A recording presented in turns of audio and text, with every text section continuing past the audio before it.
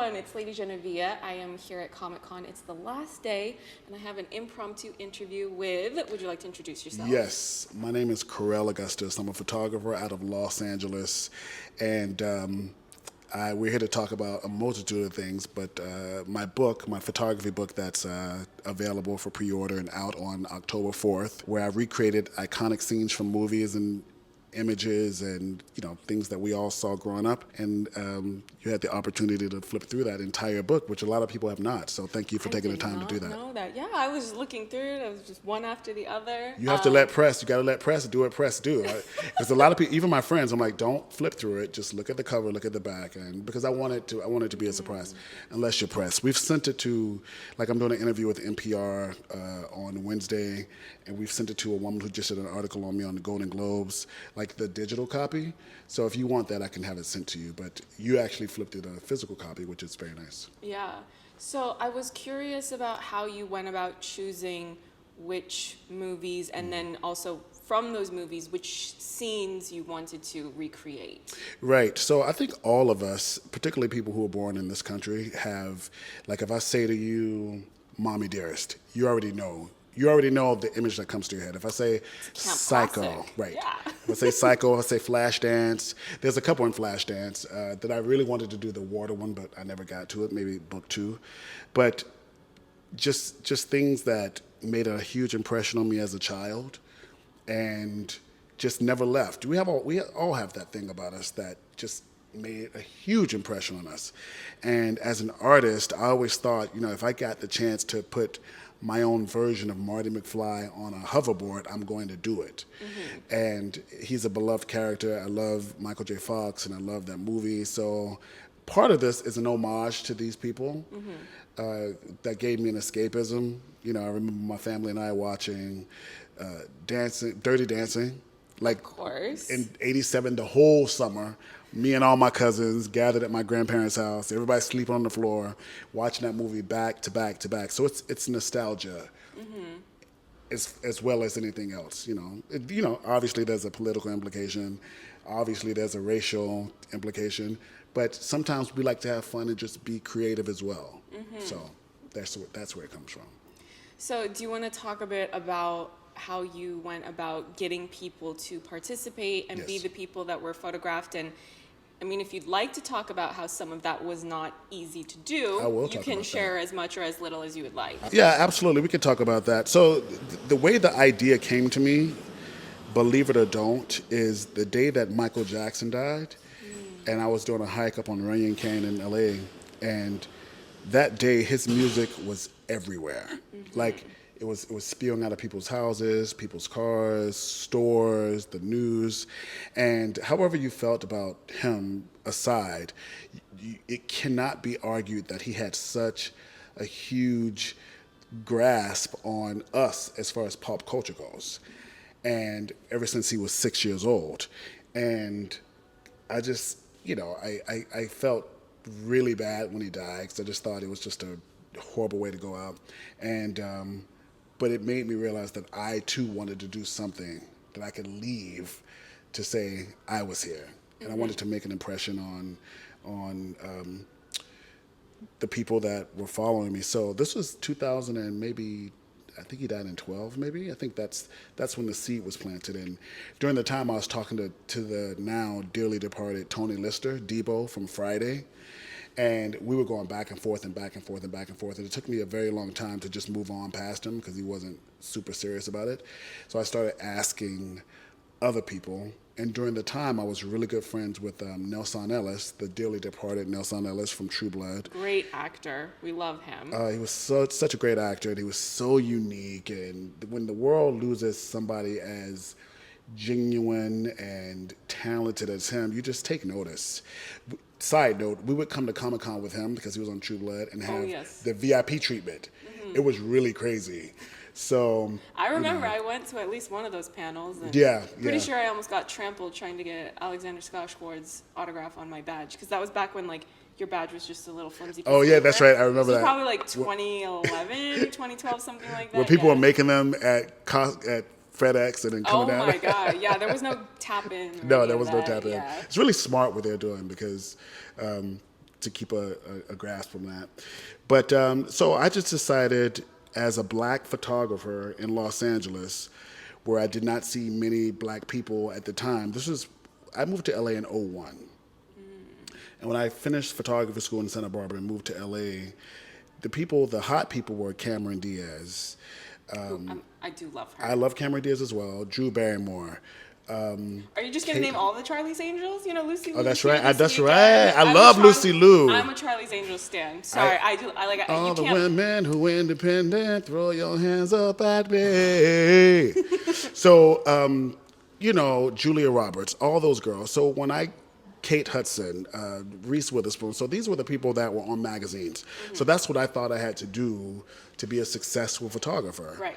And that wasn't happening. So at some point, I just had to talk about this on my panel. At some point, I just decided, black people and blackness is a beautiful thing. Mm-hmm. And if, as an African-American black man, I can't recognize that and choose to put that out there, then what's the point? Mm-hmm. So that's between Michael Jackson and me wanting to focus on the community of people that look like me in a unique way. That's how it came about. Mm-hmm. And I also thought that if I focused on that community, then the reaction would be a positive one from the black people. And I've shot over 75 people for this book. The reaction was amazing, but obviously there's tons of people that reject you, or the PR rejects you. As soon as they heard the word Black Hollywood, they were like, oh, no. Now, with Black Panther, everybody's saying, yes, yeah. Now it's trendy. Money. Yeah. It's money. But when I was, and I'm like, oh, this is my project, because a lot of these people didn't want their clients to be sort of connected with anything with the word black in it, despite them being black talent. Yeah. So we're supposed to just ignore that. Yeah. And I always felt really confident talking to anybody until they said my PR. Or like we just had a conversation off camera, or maybe that was on camera, when you had to ask a question in Swedish so that the entourage. No. I just had that prepared because I knew I wanted to meet someone and I know they know Swedish. So I was like, because I don't know where I'm going to meet them. Yeah. If I meet them and there's a lot of people around and I need to be discreet, mm-hmm. most people don't know Swedish. So I can see them and just be like, hey, kan vi ta en bild tillsammans? And then, right. Get it done. Right. I wish there was a black version of that. I could have talked to the people directly so that PR could stay out of my business. Well, if there is, I'm not going to say it because that will get me yelled at on the internet. Like, don't speak like that. The internet doesn't like anything, huh? They don't like nobody on the internet. People are coming after me. I think it's a combination of people want bad actions to be held accountable, but I also think that people finally feel like, oh, now like I can say something and it'll cause a reaction, mm-hmm. and they're not used to having that amount of power, so then they go overboard. And also I think in general there's a tendency for social media to like people will come at strangers and just assume like they come in bad faith, so mm-hmm. they always assume that person has the worst intentions, and because they do. Just I think people feel beaten down and they're lashing out as a result, which. So I don't fault them for feeling beaten down because I also feel beaten down by capitalism. Yeah. But, But let me ask you, so what did we do with all that energy before social media? Because all these things existed before these platforms, I mean, weren't people in general just a lot more violent a couple decades ago?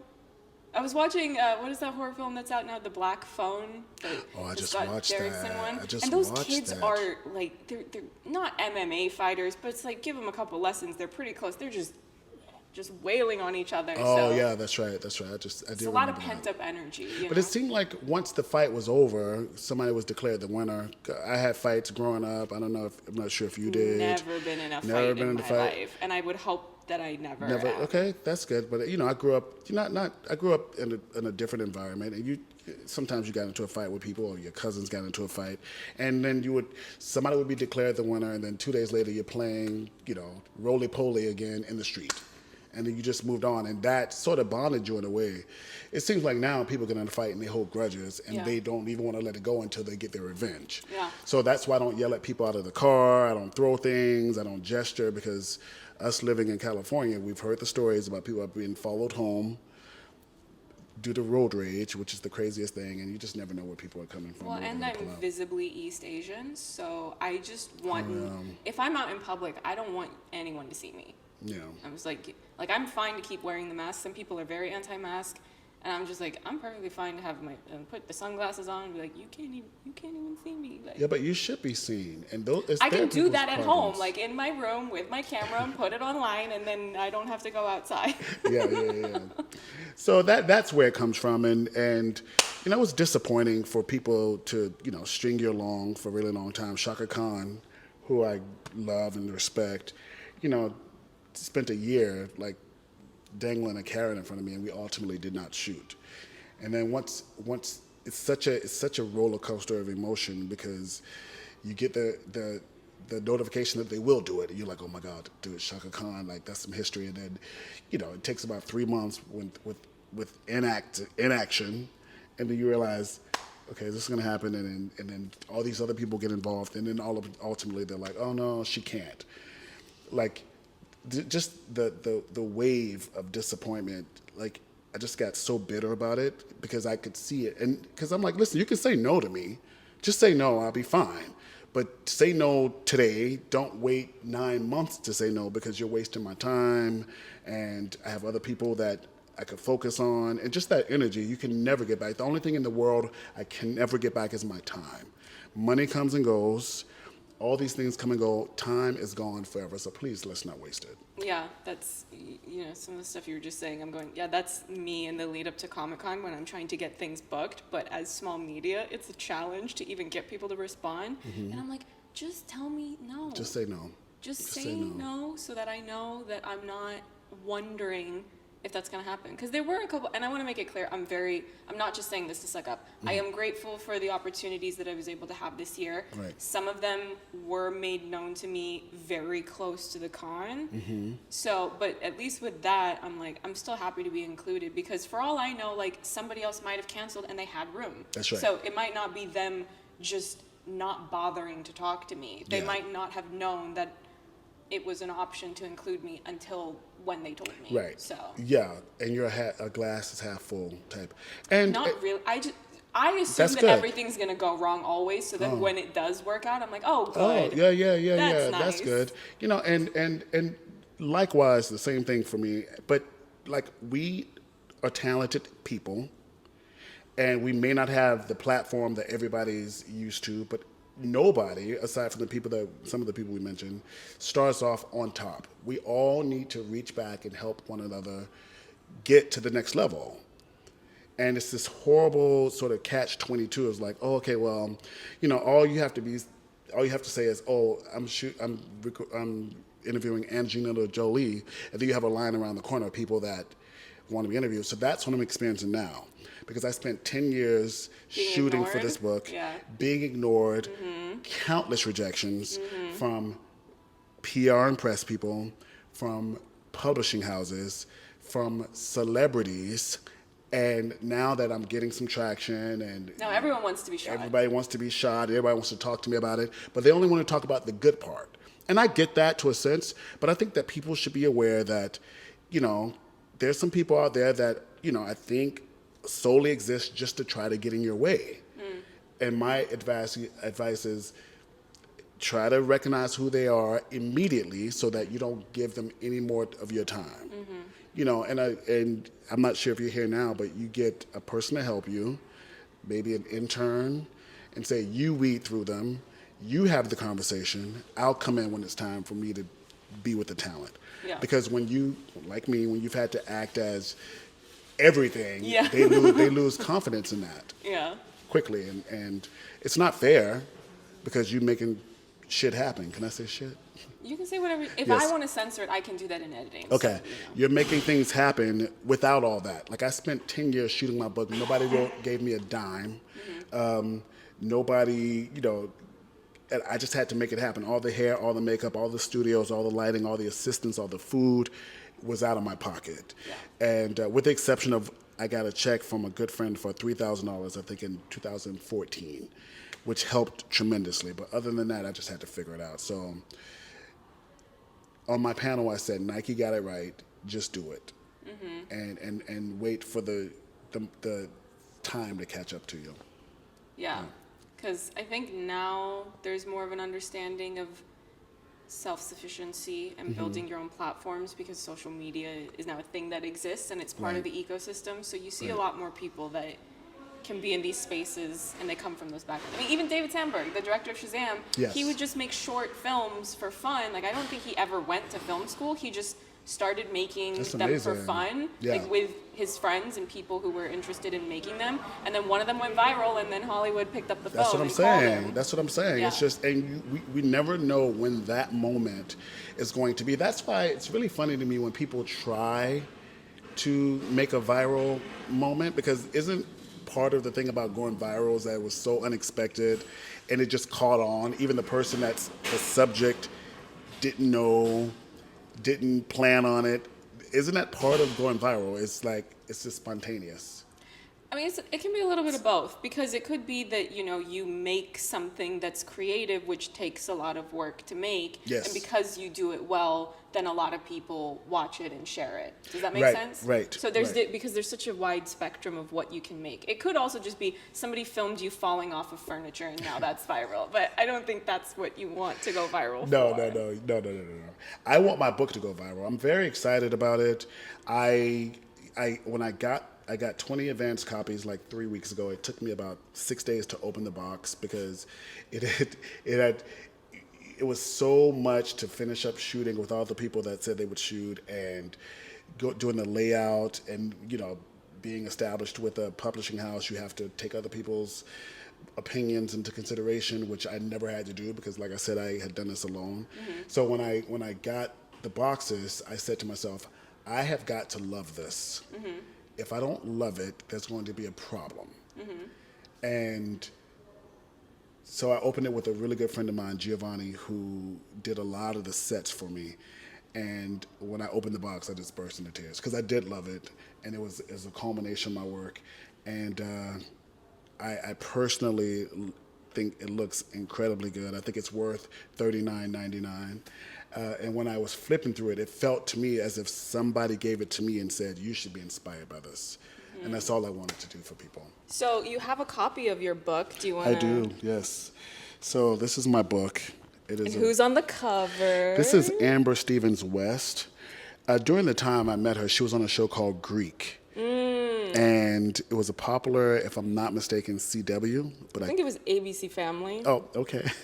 Yes. Pretty similar. Yes. Not far off. So my friend Levi Walker was good friends with her, and I just had this epiphany. I said, the girl from Greek, Amber, I really want to shoot her as Audrey Hepburn. Audrey Hepburn. And can you please ask her if she'd be interested? And there's a really cool video when I was shooting her, because I used to, when I first started shooting, I would interview the people, and there's a really cute video of her where she says, "Oh, you know, I only have a couple pictures hanging in my house, and it's my family and Audrey Hepburn."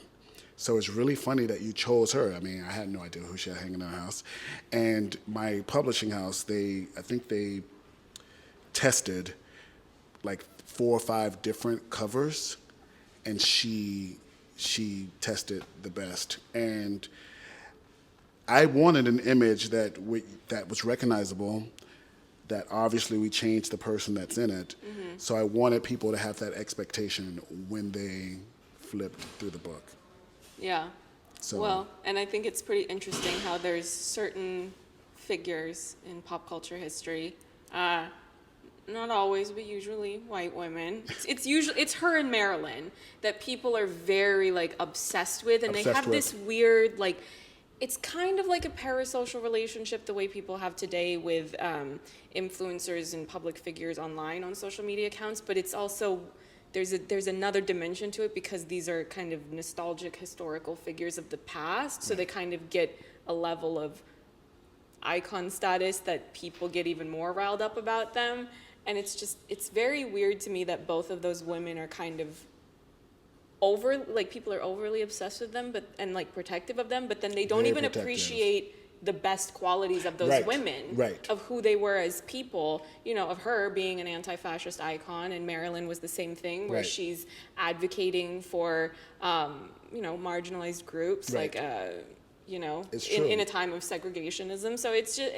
Yeah, they never get spoken about in that respect, right? I'll just say it, like, and you don't have to comment on this because this is my opinion, but like I like your opinions. I'm disgusted and horrified by like all these Marilyn movies that keep getting made, and like this new one where just I haven't seen it, so just to be fair, I'm not definitively saying that the movie is terrible because I have not seen it. But the way that it's being talked about by the people who have apparently made it, it really does not sit right with my spirit, that you're morphing and like twisting. You're like, well, it's my interpretation of her. What do you mean your interpretation? Like, she's a person. Right. She was a real person. A life that she led, right.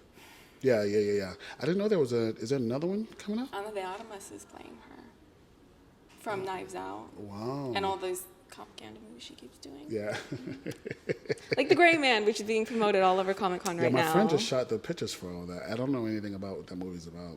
Even if Netflix wasn't doing anything inherently wrong as a company, now that other corporations are making their own streaming platforms, they were never going to be able to have the monopoly that they used to have. Right. Just 100%. Mathematically, it's not possible. So. Right. Even sending out the DVDs, remember that? I think it's still an option. Like, if you look into the settings and the plans, like, that is still an option. Wow. But I feel like if you want the DVD, you should just buy a DVD buy the DVD, yeah, and not be done get with it from Netflix. Yeah. And have that.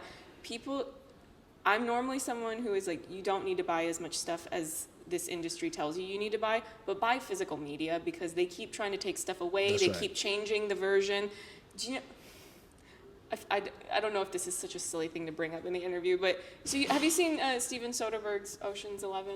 I have, yes. So it used to be there was this really fun, entertaining, kind of quirky mistake in the movie where Brad Pitt, his character is always eating, right? Mm-hmm. So he's eating shrimp, and they kept cutting back and forth to him, and his shrimp would switch from being shrimp on a plate to shrimp in a glass. And now, I don't know if it's on HBO Max right now, but there was a point recently where I looked and the Ocean's trilogy was on there. And I looked at it, and they had re-edited it, and they had like cropped it in so you can't see what he's holding. I'm like, no, it's a fun piece of film history, and nobody notices it except for like weird film people who look for stuff like that. Right. The masses are not noticing it. Right. Because it and did they don't not care. Yeah, no, and it didn't take off until the internet was a thing. Right. So, you know. Yeah, that's where like who shot first in what, Star Wars or something. That's one of those things where people go back and analyze. But you know, yeah, there's a couple mistakes in movies that you know we can sit and talk, but just leave them alone. Leave them alone. So yeah, it was really important for me with this book to sort of highlight some Black women and men that I thought are just as talented, have given just as much to the industry, have gotten overlooked for far too long. And that's obviously not just in the Black community, that's in the Hispanic community, that's in the Asian community, all these people. Indigenous communities, all these people who have really given to this media, you know, in assurance that we have a good time. So this is an homage to that. And of course, I'm in New York in a bar and people want to argue with me about, well, what are you trying to say? I'm like, well, if you have eyes and you can see, like, you're actually looking at what I'm trying to say. How do you feel, I guess, is the question. And that you can call your therapist about. Yeah. Do you know what I mean? Because sometimes it feels like Black art has to be explained in order to be accepted. Like, oh God, okay, you're not trying to, I can't imagine Marilyn Monroe not being a white woman. Marilyn Monroe is always going to be a white woman, period. Yeah. No matter who we put that iconic dress on, like you said, it doesn't change who she was as a person. So you don't have to feel threatened that an Asian woman is doing it in a photograph. Like we all are smart, two-way thinking individuals. We're smart enough to know that it's a take. It's a take on it. We're not taking away from her. Like, she did it. She's the icon. And, you know, it's just, I've had to have these conversations with professionals. I've had to have it with my publishers. I've had to have it with so many people. So some people wanted me to put all the pictures into context. And I said, What this is the context? It's a picture. It's a picture. But they wanted people to feel comfortable, I suppose. And I said, this is all the context you need. Nobody that I've ever asked to be in this book has ever asked me why. Yeah, and it's also very disheartening to me to hear you say that you're getting all of this prickly reception from a multitude of people, because to me, like, I think the collection of photographs is really beautiful, but it's also like, thank you very much. I don't think your book is nearly as radical as people are treating it as. Right. Like, and I don't mean that as an insult. I understand. Just mean, like, I understand that. This is just like it's literally the surface layer epidermis of just like the outward, like that. It's like a promotional photo, or it's like concept art for something that could be. Right. It's not even all of the labor of actually making a bunch of new movies and creating Right. new icons. You know what I mean? There's 100%. so much more labor that has yet to be done. Right. That this is just like a push towards that direction, but it's like you haven't even made like the revolutionary cinema, these Right. feature films that would hopefully get created that can also have their place in the larger film history. So I don't really get why people are so bothered by a collection of pictures. Oh, but you do get it. It's exactly what we don't want to face. It's exactly that. And if you want me to say it, I'll say That it. people are more fascist than they are aware of? Is that what There's a lot of schism and isms out here. And we get it because people, it's what we're seeing now. It's all the laws that's coming out in Florida. It's all what just happened in the Supreme Court. It's everybody else trying to control somebody else's destination for themselves. And when they see my book and they can't control it, it just makes people uncomfortable. Now, there's a certain segment of the population that does not have the luxury of being uncomfortable. I had to watch Bo and Luke Duke travel around in a car with a Confederate flag on the hood. Nobody cared about the implication or what it was doing to a young black kid. It didn't matter what I felt. That was the way it was, and now that's it. And now we have, people that don't want their kids to learn about racism because it's not pretty, it's not comfortable. But it's like, okay, but life isn't pretty and comfortable most of the time. In the real world, you're going to have pushback. So that's why when I'm like, you cannot get me to worry about some kid's feelings. Not when I experienced what I experienced growing up and the things that my nieces and nephews have to deal with in 2022. Miss me with that. Yeah. Well, I think people really underestimate how empowering it is to learn the truth about everything. America in particular. But it's America, but it's also the really vicious tendrils of what the U.S. government has done to countries all over the world. 100%. And it's like as soon as it was basically like a domino effect. You hit one, and then all of a sudden everything started making sense of like, why is the world as bad as it is, like the state of the world? And as soon as you start to go down that that train of just really learning. Okay, I almost said something. I'm like, I'm not trying to get the feds to come after me when I don't have a bunker to live in, but just like okay, for example, people know Tupac is a brilliant artist. Like, he's got great songs. Some are more political than others. That's right. But like a lot of people don't know Tupac's family. They don't know his real family legacy. They don't know that he was a card-carrying communist because Black Panthers were Marxist-Leninists or are. I'm saying that like they're not still. Well, some of them are not around anymore, and we know why. That's right. But some of them are, like his aunt, who now lives in Cuba, and a lot of people I didn't know about Assad. The public school killed a cop, shot a cop or something. Yeah, the public school system did not teach me about Assata Shakur. But once you learn about her, and it's just like you start learning one thing after another, and then it really all starts to make sense. It's like, okay, this is what they don't want us to know, which is why they don't teach it in schools. Right. And it's astounding to me that they're now trying to make schools even more restrictive about learning about critical race theory, learning about, what happened to indigenous people, what happened to Black Americans, before they were Americans. The Native American, come on, I think, the blacks really suffered, but what has happened to the Native Americans, And what still happens.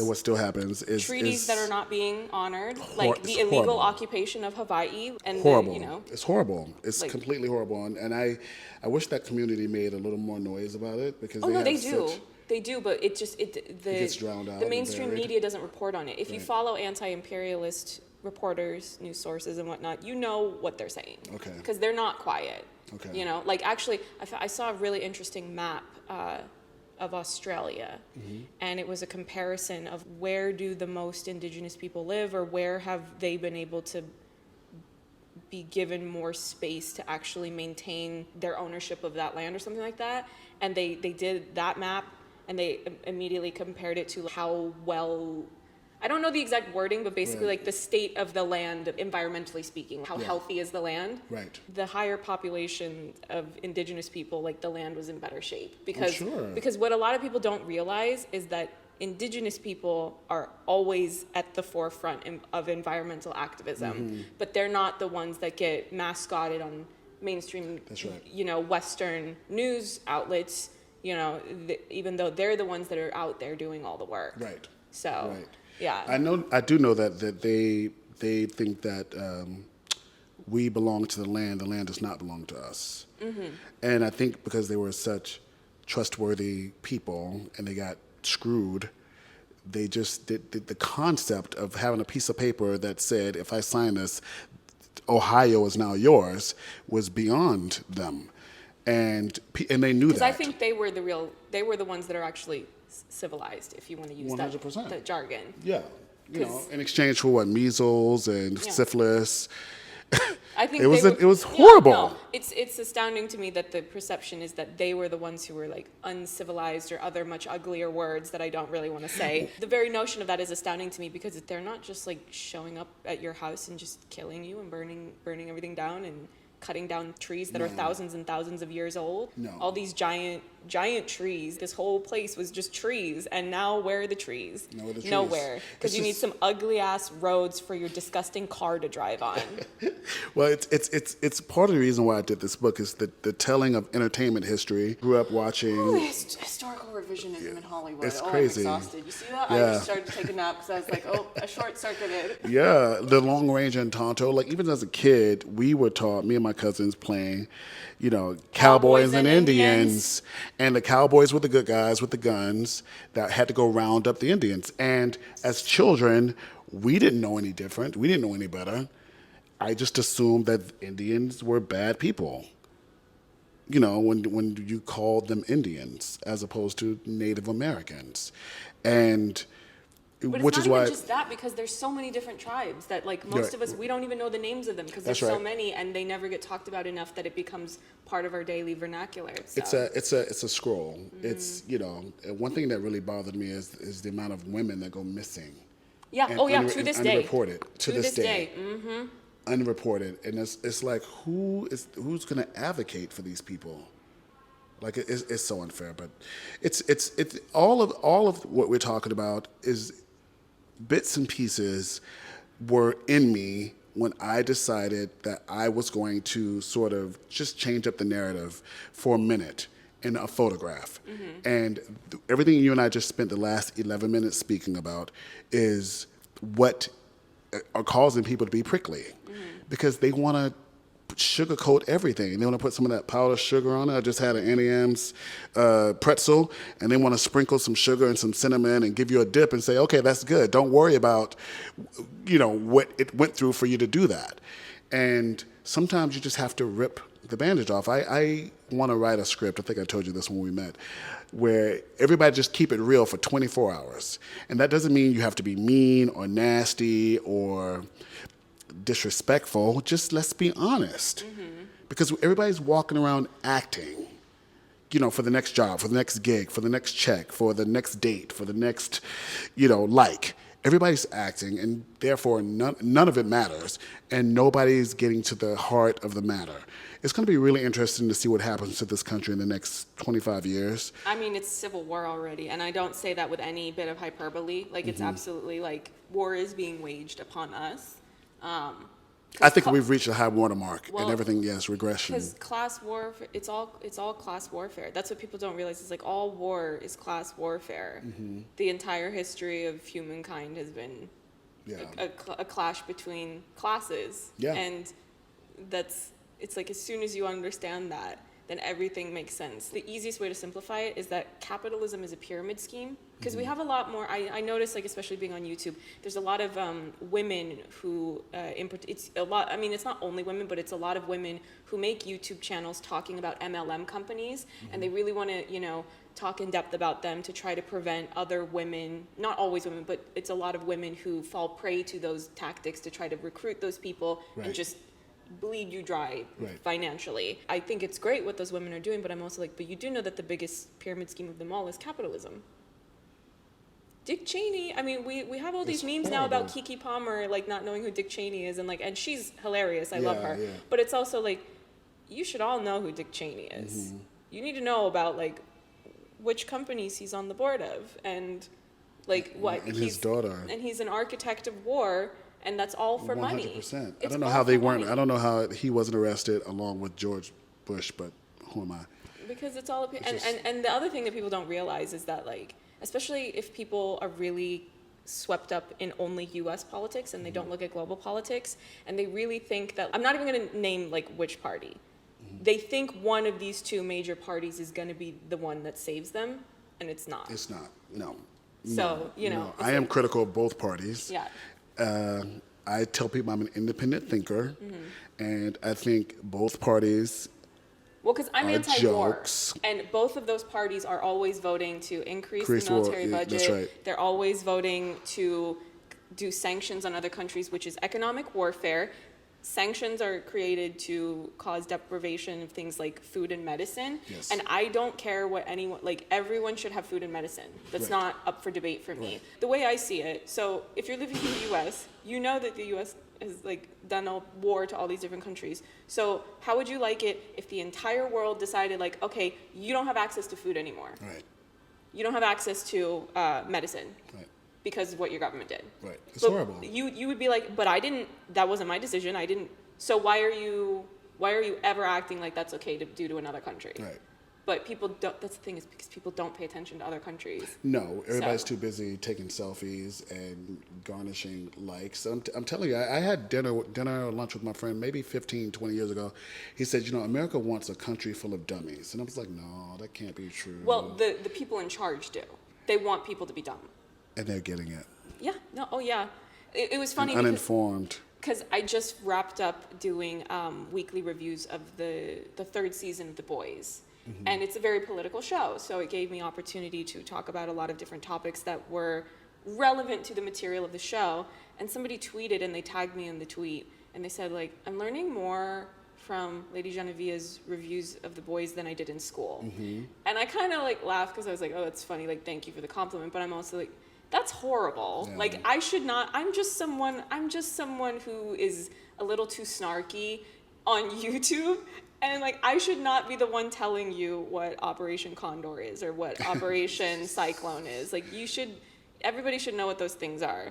Operation but they don't teach that in school. Yeah, Operation Urgent Fury. Like, if you don't know who Maurice Bishop is, I mean, it's, you know, like, you have to look outward. And you have to read. I think reading is. And another reason why, you know, as great and beautiful as your pictures are, and, like, how great, you know, your book is, you know, another reason why I find it weird that people would think that this is so overly radical is that, like, superficial, just, like, representation does not mean that it's revolution. Just because you're visible and you are ethnically or culturally something that is, I guess, ostracized, you could be playing a character and you could be bringing a story to life that is upholding the system that is oppressing all of us. That's right. It's like, there are so many larger conversations to be had than just, like, physically seeing an Asian person, a black person as the lead of a movie. Right. So, you know. Right, but the thing is, people don't want to have those conversations because it's not hard. I mean, you just made it really eloquently and presented it in, like, 47 seconds. So it's not hard stuff. Yeah. The problem is nobody wants to do it because they never had to do it. And having to do it means they have to sort of acknowledge the fact that the world isn't this beautiful little place that they thought it was. And But it could be. That's the thing. It could if be. we rise up. Do you remember when that idiot from Fox News said, kids, Santa Claus is just white? Okay, Santa Claus, I don't know if you have kids watching, but Santa Claus is a fictional character. But she was willing to make herself look that stupid on television for the comfort of little white kids. Do you know how many oligarchs are funding those networks? But also the thing is, this is the other reason why it's a scam, is that all of those major networks, like in the U.S. or even basically just in the imperial core, they're all owned by the same people. Yeah, that's true. So it's like you're not being fed anything revolutionary from either one of them. No, not at all. Not at all. It's entertainment. And you talked about how you got that tag on Twitter. I tend to get most of I used to be so caught up in it, then I just had to pull myself out of it. I seem to get most caught up on what's happening politically through the late night TV host, like a Craig Ferguson, like a Jimmy Kimmel, like a They never know what's really going on. No, but what they do is, what I like about what they do is they tell the truth and they show you the clips. You're like, wow, that person she actually said that? Oh, yeah. Oh, wow. I mean, that's what I mean, because, yeah, you could delve into the deeper part of it, but stuff that people won't even tell you about, I'm just like, wow, that passed today? Wow, those 3 Supreme Court justices lied to us when they said that abortion was the law of the land, and then they got in there and voted against it. Wow, they lied to us. Shouldn't they be impeached or recalled or something because they lied to the people? It's just stuff like that. Yeah. That people don't know that we have the power to do. The government should be afraid of us, not the other way around.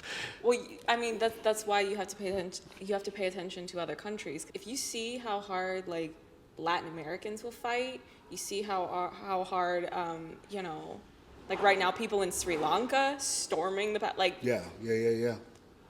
People a lot of people bring up the French, and I love whenever the French people are rioting, I'm like, good on you, go nuts, Yeah.